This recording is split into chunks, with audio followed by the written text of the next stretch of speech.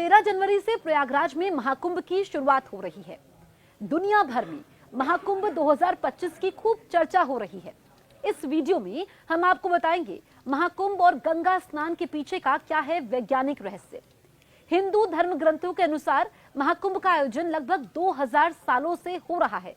ये मेला केवल धार्मिक महत्व ही नहीं रखता, बल्कि इसके पीछे गहरा वैज्ञानिक और खगोलीय आधार भी है। ये मेला भारतीय संस्कृति, खगोल विज्ञान और आध्यात्मिकता का अद्भुत संगम है, जहां करोड़ों श्रद्धालु संगम में डुबकी लगाते हैं। आपको बताएं कि महाकुंभ का आयोजन विशेष खगोलीय घटनाओं पर आधारित है। जब गुरु, सूर्य और चंद्रमा एक विशेष ज्योतिषीय स्थिति में आते हैं, तब कुंभ का आयोजन होता है। गुरु ग्रह का 12 साल का परिक्रमा चक्र इस आयोजन को महत्वपूर्ण बनाता है। 2024 दिसंबर में गुरु ग्रह विशेष चमक के साथ दिखाई दिया और 2025 के कुंभ में यह ग्रहों के विशेष संयोग का केंद्र बना। इसके अलावा शुक्र, शनि और मंगल ग्रह की विशेष खगोलीय स्थिति भी इस आयोजन को और खास बनाएगी। आपको यहाँ पर यह भी जानना बेहद जरूरी है कि कुंभ मेला के स्थलों का चयन धरती के भूचुंबकीय क्षेत्रों के आधार पर किया गया है।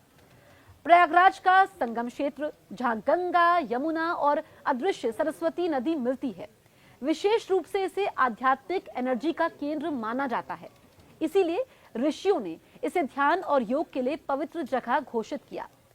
महाकुंभ मेला आध्यात्म और विज्ञान के बीच का सेतु है। ग्रहों की विशेष स्थिति का असर न केवल पृथ्वी के चुंबकीय क्षेत्र पर पड़ता है, बल्कि इसका सीधा प्रभाव व्यक्ति के शरीर और मन पर भी होता है। कुंभ इसी संतुलन का प्रतीक है, जहां आध्यात्मिकता और विज्ञान एक साथ चलते हैं। साथ ही साथ महाकुंभ का आयोजन प्राचीन भारतीय खगोल विज्ञान की गहरी समझ को भी दर्शाता है।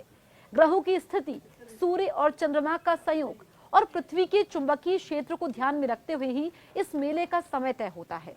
इससे साफ मालूम चलता है कि भारत के ऋषि और विद्वान खगोल विज्ञान और जैविक प्रभावों के बारे में जानकारी रखते थे। महाकुंभ के समय गंगा स्नान का बहुत महत्व है। गंगा स्नान का महत्व केवल धार्मिक ही नहीं, बल्कि वैज्ञानिक भी है। कुंभ मेले में गंगा स्नान का वैज्ञानिक पहलू धार्मिक आस्था के साथ साथ स्वास्थ्य और पर्यावरण विज्ञान से भी जुड़ा हुआ है।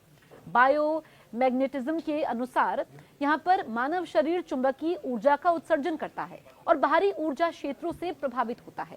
गंगा में स्नान करते समय शरीर को पॉजिटिव ऊर्जा मिलती है, जो मन की शांति के लिए कारगर होता है। गंगा नदी के पानी में विशेष बैक्टीरिया फेज पाए जाते हैं और आपको बताएं कि जो ये बैक्टीरियोफेज होते हैं, जो हानिकारक बैक्टीरिया को नष्ट करने की क्षमता रखते हैं। इसमें पाए जाने वाले खनिज और माइक्रोब्स यानी कई लंबे समय तक ये पानी को खराब होने से बचाते हैं। वैज्ञानिक रिसर्च में गंगा नदी के पानी को प्राकृतिक रूप से शुद्ध और स्वास्थ्यवर्धक माना गया है। ये भी कहा जाता है कि एक साथ बड़ी संख्या में लोगों के स्नान करने से सामूहिक ऊर्जा निकलती है, जो मानसिक संतुलन और पॉजिटिविटी को बढ़ावा देती है। इसे सामाजिक जुड़ाव और सांस्कृतिक एकता का प्रतीक भी समझा जाता है।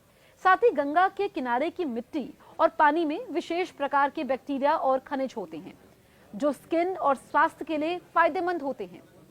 लखनऊ के नेशनल बॉटनिकल रिसर्च इंस्टीट्यूट की रिसर्च में यह पाया गया था कि गंगा जल में बीमारी पैदा करने वाली इकोलाई बैक्टीरिया मारने की क्षमता है। वैज्ञानिकों ने यह भी माना कि जब हिमालय से गंगा बहती हुई आती है, तो कई खनिज और जड़ी बूटियों का असर इस पर होता रहता है और उसमें औषधीय गुण आ जाते हैं। रिसर्च में यह भी बताया गया कि गंगा जल में ऑक्सीजन को सोखने की अद्भुत क्षमता है।